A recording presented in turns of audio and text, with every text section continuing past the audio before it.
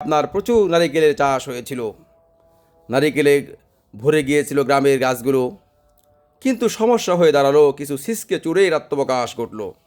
এই সিসকে চোর আজকে এ গাছে, কালকে ও গাছে হানা দিয়ে নারিকেল চুরি করে খায় রাতের অন্ধকারে।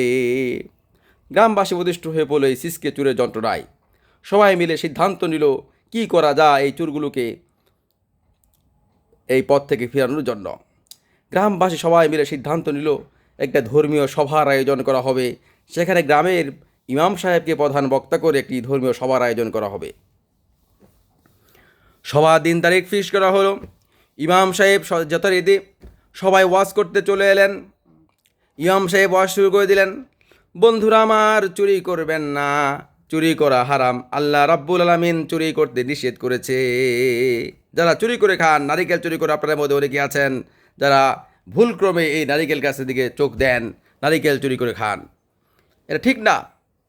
এমন সময় এক লোক দাঁড়িয়ে গিয়ে বলল, হুজুর, আপনি বলছেন নারিকেল চুরি করা যাবে না, নারিকেল চুরি করা যাবে না, নারিকেল চুরি করা হারাম, আল্লাহ রাব্বুল আলামিন নারিকেল চুরি করতে নিষেধ করেছে। কিন্তু হুজুর, আপনার ছেলে তো আমার কাছে নারিকেল চুরি করে খেয়েছে। ইমাম সাহেব বললেন, মহাবিপদে কি বলে, আমার ছেলে নাকি নারিকেল চুরি করে খেয়েছে, আমি এখানে এসেছি ওয়াজ করতে। বলো ভাই, কি বলো এটা? ইমাম সাহেব ভাবলেন, প্রেস্টিজে ব্যাপার হয়ে দাঁড়িয়েছে, আমার ছেলে যদি নারিকেল চুরি করে খায়, সমাজে মুখ দেখাবো কিভাবে? যেভাবেই হোক এখান থেকে বাঁচতে হবে।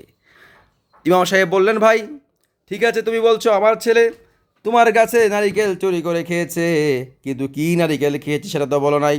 লোকটি বলল, হুজুর, আপনার ছেলে আমার কাছে চুনা নারিকেল চুরি করে খেয়েছে। ইমাম সাহেব বললেন, তাহলে ফতোয়া শুনে রেখো, হুনা হুনা হুনা, চুনা খাইলে হয় না গুনা, ডাব খাইলে হয় গুনা। আজকে যদি আমার ছেলে চুনা নারিকেল চুরি না করে ডাব চুরি করে খেত, তাহলে দেখিয়ে দিতাম কত ধানে কত চাল, পিটাইয়া হাড্ডি গুড্ডি আমার ছেলে ভেঙে দিতাম।